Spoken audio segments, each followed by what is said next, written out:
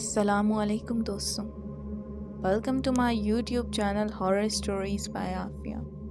दोस्तों, horror stories bye Aafia में एक नई हॉरर स्टोरी के साथ मैं हाजिर हूँ। उम्मीद करती हूँ आप लोग जहाँ कहीं होंगे खैर खैरियत के साथ और ढेरों खुशियों के साथ होंगे। दुआ है कि जहाँ कहीं रहें खैर खैरियत के साथ रहें और अल्लाह पाक की ज़ात आपको अपने सिवा कभी किसी का मोहताज ना करे। दोस्तों, वाक़ई की जानिब बढ़ने से पहले अगर तो आप हमारे चैनल पर नए हैं तो चैनल को सब्सक्राइब लाजमी कर लें और बेल के नोटिफिकेशन को ऑन कर लें ताकि आने वाली नई अपडेट्स आप तक पहुंचती रहें। इसी के साथ साथ आज के वाक़े की जानिब बढ़ेंगे। दोस्तों, ये एक सच्चा वाक़या है। जो लोग जन्नात के वजूद पर यकीन नहीं रखते, दर हकीकत वो कम अकल होते हैं, या ये कहा जाए कि कम इल्म होते हैं, और ऐसे लोगों को जन्नात अपना आप ज़रूर दिखाते हैं। अरूज की तरफ जाते हुए रास्ते में फूलों के बीज फेंकने चाहिए। ज़वाल का सफ़र पुरसकून रहेगा। अगर कांटे बिछा कर जाएंगे वापसी पर खारदार झाड़ियाँ मिलेंगी, और वापसी का सफ़र तो हर सूरत तय करना होता है। हमारी ज़िंदगी में बेशुमार वाक़यात रोनुमा होते हैं जिनको लाख कोशिश के बावजूद हम भुला नहीं पाते। ऐसा ही एक नाकाबिले फरामोश वाक़या आज लिसनर्स के लिए बयान कर रही हूँ, जो उम्मीद है कि आपको मुद्दतों याद रहेगा। ऐसे वाक़यात सुनाने का मकसद ये होता है कि शायद कोई नसीहत पकड़े और सुनाने का हक अदा हो जाए। चलें अब कहानी शुरू करते हैं। मामू यूनुस 4 बहन भाइयों में सबसे बड़े थे। उन्होंने मैट्रिक तक तालीम हासिल कर रखी थी। बाकी बहन भाई अनपढ़े थे। गांव के लोग मामू को चौधरी कहते थे। इलाके में भी इनका काफ़ी असर और रसूख था। नाजिम से इनकी दोस्ती थी। नाना की 40 एकड़ अराजी थी जो नाना की वफ़ात के बाद उन्होंने पटवारी और तहसीलदार से साज़ पास करके अपने नाम करवाई। जब दूसरे बहन भाइयों को पता चला तो वो अपने हिस्से की ज़मीन मांगने लगे। मामू ने ज़मीन देने से साफ इनकार कर दिया और कहा वालिद साहब ने मरने से पहले ही ज़मीन मेरे नाम करा दी थी। चाचू गांव के चंद बड़ों को लेकर इसके पास गए। उन्होंने मामू को बहुत समझाया, ये आपके सगे बहन भाई हैं, आपके वालिद की ज़मीन में आप सबका बराबर का हिस्सा बनता है। अपने बहन भाइयों को इनके हिस्से की ज़मीन दे दो, ये भी खुश हो जाएंगे और अल्लाह भी राज़ी हो जाएगा। मगर कोशिश के बावजूद मामू न माने और अपनी ज़िद पर कायम रहे।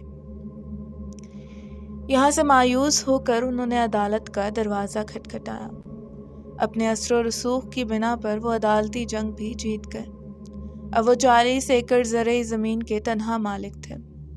मामू का एक ही बेटा था जो शहर में तालीम हासिल कर रहा था।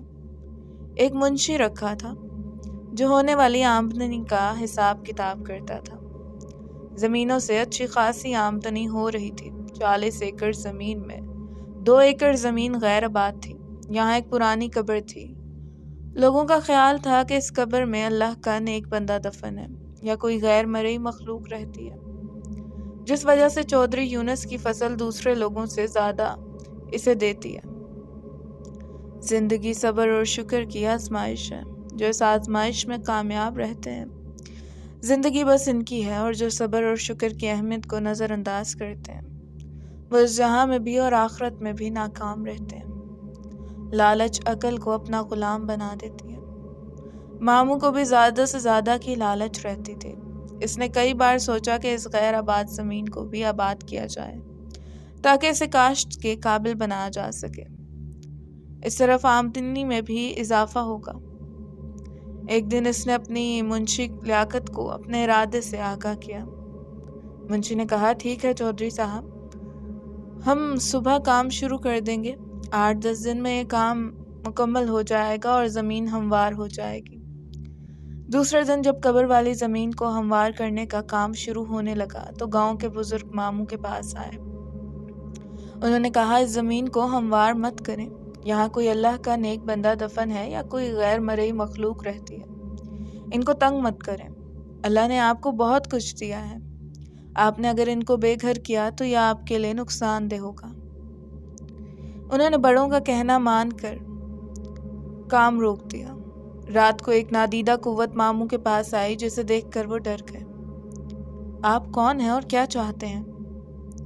میں کوئی بھی ہوں، آپ کو اس سے کیا غرض؟ آپ کو یہ بتانے آیا ہوں کہ آپ کی غیر آباد اور بنجر زمین ہمارا مسکن ہے۔ آپ نے جو اسے ہموار کرنے کا منصوبہ بنایا ہے اسے اپنے ذہن سے نکال دیں۔ اگر آپ نے ایسا نہ کیا تو آپ کا بہت نقصان ہوگا۔ آپ کی زمینوں کی آمدنی بھی ختم ہو سکتی ہے۔ یہ کہہ کر وہ کمرے سے نکلا اور فضا میں تحلیل ہو کر ماموں کی نگاہوں سے اوجھل ہو گیا۔ صبح ماموں نے منشی کو اپنے پاس بلوایا، رات والا واقعہ سنا اور قبر والی زمین کو ہموار کرنے سے منع کر دیا۔ وقت گزرتا رہا۔ ایک دن ماموں کو فالج کا اٹیک ہوا اور وہ بستر کے ہو کر رہ گئے۔ زمینوں کی دیکھ بھال اب ان کے بس کا کام نہیں تھا، لہٰذا ان کا بیٹا حارث تعلیم ادھوری چھوڑ کر واپس گاؤں آ گیا۔ اب وہ زمینوں کی نگرانی کرتا اپنے باپ کی طرح۔ حارث نے بھی غیر آباد زمین کو ہموار کر کے اسے قابل کاشت بنانے کا ارادہ کر لیا۔ اس سلسلے میں جب اس نے منشی سے بات کی تو اس نے کہا، پہلے بڑے چودھری سے بات کر لیں، انہوں نے اس زمین کو آباد کرنے سے منع کیا ہے۔ حارث نے اپنے والد سے بات کی۔ ماموں نے بتایا یہاں غیر مرئی مخلوق رہتی ہے اور اپنے ساتھ پیش آنے والا واقعہ بھی بیان کیا۔ یہ جن بھوت والی باتیں سب جھوٹی ہوتی ہیں، ان کا حقیقت سے کوئی تعلق نہیں ہوتا۔ ہم نے اپنی زمین آباد کرنی ہے، کسی کی زمین پر قبضہ تو نہیں کر رہے جو ہمارا نقصان ہوگا۔ اگر یہاں نادیدہ قوتیں یا جن بھوت وغیرہ رہتے ہیں تو وہ کہیں دوسری جگہ جا کر آباد ہو جائیں گے۔ حارث کی باتیں سن کر ماموں پریشان ہو گئے۔ انہوں نے اپنے بیٹے کو بہت سمجھایا مگر وہ نہ سمجھا۔ منشی نے بھی اس کا حوصلہ بڑھایا۔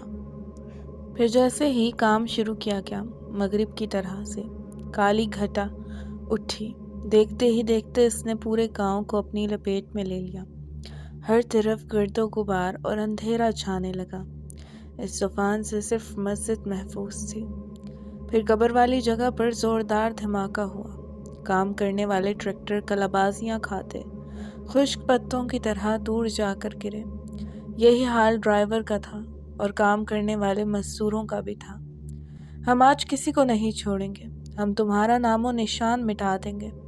تم نے ہمارا آرام و سکون برباد کیا، ہمارے بچوں کو مارا، ہم تمہاری نسل کو مار ڈالیں گے۔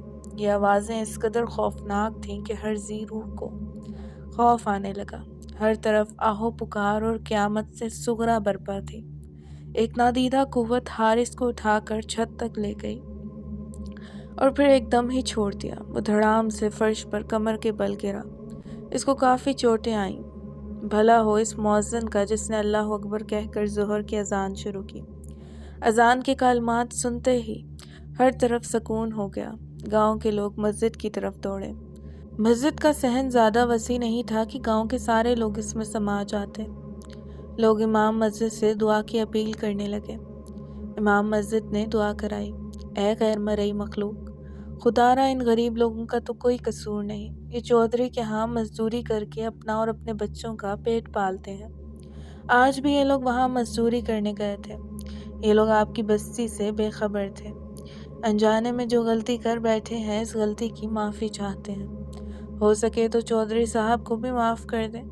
یہ سب شرمندہ ہیں، آئندہ کبھی آپ کی بستی کی طرف نہیں جائیں گے۔ پھر اچانک سفید لباس پہنے ایک بزرگ سامنے آئے۔ اے آدم کی اولاد، ہم بھی آپ کی طرح خدائے بزرگ و برتر کی پیداوار ہیں۔ ہم اپنے آپ میں گم رہنے والی مخلوق ہیں۔ ہم بے وجہ کسی کو پریشان نہیں کرتے اور نہ ہی ہم نے کبھی آپ کا برا سوچا ہے۔ اگر ہم نے کسی کے ساتھ برا سلوک کیا تو وہ سامنے آئے، ہم سزا بھگتنے کو تیار ہیں۔ اپنے گریبانوں میں جھانکو، آپ کا دین اسلام تو امن و شانتی کا درس دیتا ہے۔ بردباری اور تحمل اس کے اصول ہیں، صراط مستقیم اس کی راہ ہے اور سچائی اور انصاف جذبہ ایمان ہے۔ چودھری یونس اور اس کے بیٹے کا کردار سب کے سامنے ہے۔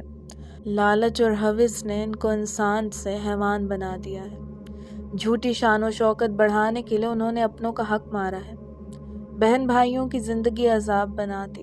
جاؤ، ہم نے تمہیں معاف کیا، دوبارہ غلطی کی تو ہم معاف نہیں کریں گے۔ یاد رکھو اس وقت ہم خوف خدا سے آپ لوگوں کو معاف کر رہے ہیں۔ مگر چودھری یونس اور اس کے بیٹے کو کبھی معاف نہیں کریں گے۔ ان کو ہم تڑپا تڑپا کے مار دیں گے، ہم ان کو ضرور سبق سکھائیں گے۔ انہوں نے اپنوں کے ارمانوں کا خون کیا، ہماری بستی کو گرایا، یہ معافی کے حقدار نہیں۔ ان کو معافی اسی صورت مل سکتی ہے اگر یہ اپنے بہن بھائیوں کو ان کے حصے کی زمین واپس کر دیں اور دوبارہ کبھی ہماری بستی کا رخ نہ کریں۔ سب لوگ گردنیں جھکائے ان بزرگ کی باتیں سن رہے تھے اور ان کی دہشت سے ہر کوئی کانپ رہا تھا۔ اب میں جا رہا ہوں، اگر چودھری صاحب نے ہماری بات نہ مانی تو ہم اس کو عبرت کا نشان بنا دیں گے۔ وہ بزرگ چند قدم پیچھے کی طرف ہوئے اور پھر غائب ہو گئے۔ امام مسجد نے لوگوں کو مخاطب کیا، ہم سے غلطی ہو گئی ہے، اس غلطی کے ازالے کے لیے ہمیں دوبارہ اسی مخلوق کی منت سماجت اور قبر والی جگہ پر خیرات کرنا ہوگی۔ ہمیں ہر حال میں اس مخلوق کو راضی کرنا ہوگا۔ اگر ہم نے ایسا نہ کیا تو پورا گاؤں راکھ کا ڈھیر بن جائے گا۔ اسی وقت گاؤں کے ہر بندے نے اپنی حیثیت کے مطابق امام مسجد کو پیسے جمع کرائے اور شام کو قبر والی جگہ پر خیرات کی گئی۔ ماموں یونس نے اپنے بہن بھائیوں کو وہاں بلوا کر ان کے حصے کی زمین دے دی۔ گاؤں کی رونق پھر سے بحال ہونے لگی، لیکن ماموں کی حالت پہلے سے زیادہ خراب ہو چکی تھی۔ ایسا محسوس ہو رہا تھا کہ ماموں کا آخری وقت قریب آ چکا ہے۔ گاؤں کے بڑے عیادت کے لیے آتے تو وہ مشورہ دیتے، چودھری صاحب اپنے بہن بھائیوں کو راضی کر لو، ان سے معافی مانگ لو۔ بڑوں کی بات مان کر ماموں نے بہن بھائیوں کو اپنے پاس بلوایا، اپنے کیے کی معافی مانگی۔ سب بہن بھائیوں نے اسے معاف کر دیا۔ ایک بار پھر جنات کی بستی میں خیرات بانٹی گئی۔ لوگ خیرات کے چاول کھا رہے تھے کہ ایک لمحے کے لیے سب کچھ روشن ہو گیا۔ امام مسجد نے کہا، جنات نے دل سے چودھری صاحب کو معاف کر دیا ہے۔ دوسرے دن حارث نے اپنے والد کو شہر کے ایک ہسپتال میں داخل کروا دیا۔ اب وہ آہستہ آہستہ تندرست ہونے لگے ہیں۔ 1 ماہ ہسپتال میں رہنے کے بعد وہ گھر آ گئے۔ ماموں اب مکمل طور پر صحت یاب ہو چکے ہیں۔ دوستوں، امید کرتی ہوں آپ کو یہ کہانی پسند آئی ہوگی۔ کہانی پسند آیا تو ویڈیو کو لائک اور ہمارے چینل کو سبسکرائب کرنا مت بھولیے گا اور بیل کے نوٹیفیکیشن کو آن کر لیجیے گا تاکہ آنے والی نئی اپڈیٹس آپ کو ملتی رہیں۔ اپنا ڈھیر سارا خیال کیجیے گا، اس ناچیز کو دعاؤں میں یاد رکھیے گا۔ ملتی ہوں پھر نئی کسی کہانی کے ساتھ، تب تک کے لیے فی امان اللہ۔